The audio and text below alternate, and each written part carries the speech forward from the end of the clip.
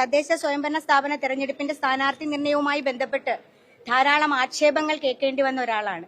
ഞാനൊരു അധികാരമോഹി അല്ലെങ്കിൽ സ്ഥാനമോഹി ആയിരുന്നെങ്കിൽ തീർച്ചയായും കഴിഞ്ഞ പഞ്ചായത്ത് തെരഞ്ഞെടുപ്പിൽ ഇന്ന് ഞാൻ കുളക്കട ഗ്രാമപഞ്ചായത്തിന്റെ പ്രസിഡന്റായേനെ. ബ്ലോക്ക് പഞ്ചായത്തിൽ മത്സരിച്ചിരുന്നെങ്കിൽ തീർച്ചയായും ബ്ലോക്ക് പഞ്ചായത്തിന്റെ അധ്യക്ഷയായേനെ. തദ്ദേശ സ്വയംഭരണ സ്ഥാപനത്തിൽ പഞ്ചായത്തിൽ മത്സരിക്കാതിരുന്നില്ല. ഞാൻ 2 തവണ മത്സരിച്ച എന്റെ സ്വന്തം വാർഡിൽ തീർച്ചയായും ആദ്യം പാർട്ടി എന്നെയാണ് പരിഗണിച്ചത്. ഞാൻ തന്നെ പുതിയ ഒരാൾക്ക് വേണ്ടി വഴിമാറി കൊടുക്കുകയായിരുന്നു. ബ്ലോക്ക് പഞ്ചായത്തിനെ സംബന്ധിച്ചിടത്തോളം ആ ബ്ലോക്ക് പഞ്ചായത്തിൽ മത്സരിക്കാൻ 2 ഡിവിഷനാണ് ഉണ്ടായിരുന്നത്, കുളക്കടയും കലയപുരവും. കുളക്കട എന്ന് പറയുന്നത് ജനറൽ സീറ്റായിരുന്നു, കലയപുരം വനിതാ സീറ്റായിരുന്നു. കുളക്കട ഞാൻ ജനറൽ സീറ്റ് ചോദിച്ചപ്പോൾ പാർട്ടി അത് ജനറൽ സീറ്റാണ്, അവിടെ മത്സരിക്കാൻ പറ്റില്ല എന്ന് പറഞ്ഞു. പക്ഷേ അപ്പൊ ഞാനൊരു ചോദ്യം ചോദിക്കുകയുണ്ടായി.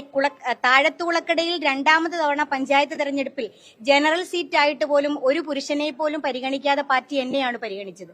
ആ തെരഞ്ഞെടുപ്പിൽ വലിയ ഒരു പ്രഗത്ഭനോടാണ് ഞാൻ മത്സരിച്ചത്. എങ്കിലും തെരഞ്ഞെടുപ്പിൽ വലിയ കോലാഹലങ്ങളൊക്കെ സൃഷ്ടിച്ചെങ്കിൽ പോലും ആ തെരഞ്ഞെടുപ്പിൽ എനിക്ക് 35 വോട്ടിൽ ജയിക്കാൻ സാധിച്ചു. അതിനുശേഷമാണ് ജില്ലാ പഞ്ചായത്തിലും 2ാം തവണ ജനറൽ സീറ്റായി വന്നപ്പോൾ പാർട്ടി എന്നെയാണ് ആദ്യം ആ ഡിവിഷനിൽ പരിഗണിച്ചത്. അപ്പൊ ഇത് ഈ ജനറൽ സീറ്റ് ആണെങ്കിൽ എനിക്ക് മത്സരിക്കാൻ പറ്റില്ലെന്ന് പറയുന്ന വാദത്തോട് ഞാൻ യോജിക്കുന്നില്ല.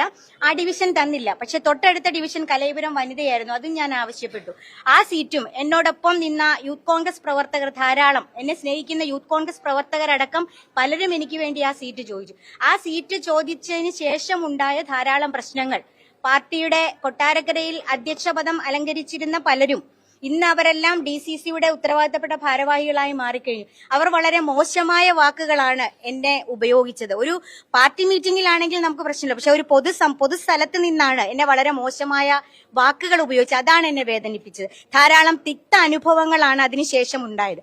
എന്റെ ധാരാളം സുഹൃത്തുക്കളെല്ലാം ആ സമയത്ത് അവിടെ ഉണ്ടായിരുന്നെങ്കിൽ പോലും അവരാരും അദ്ദേഹം പ്രയോഗിച്ച വാക്ക്, എനിക്കത് മാധ്യമ സുഹൃത്തുക്കളോടോ ഞാൻ സ്നേഹിക്കുന്ന പൊതുസമൂഹത്തോടോ ഒന്നും എനിക്ക് ആ വാക്ക് പറയാൻ സാധിക്കില്ല. പക്ഷേ ഇടതുപക്ഷ എന്റെ എതിർപാളയത്തിൽ നിൽക്കുന്ന ഒരാൾ, എന്നെ സ്നേഹിക്കുന്ന ഒരാളാണ് എന്നെ വിളിച്ച് വൈകിട്ട് പറഞ്ഞത്, ഇന്ന ഒരാൾ അവിടെ നിന്നിങ്ങനെ സംസാരിക്കുകയുണ്ട്, എന്താണ് കാര്യമെന്ന് ചോദിച്ചു.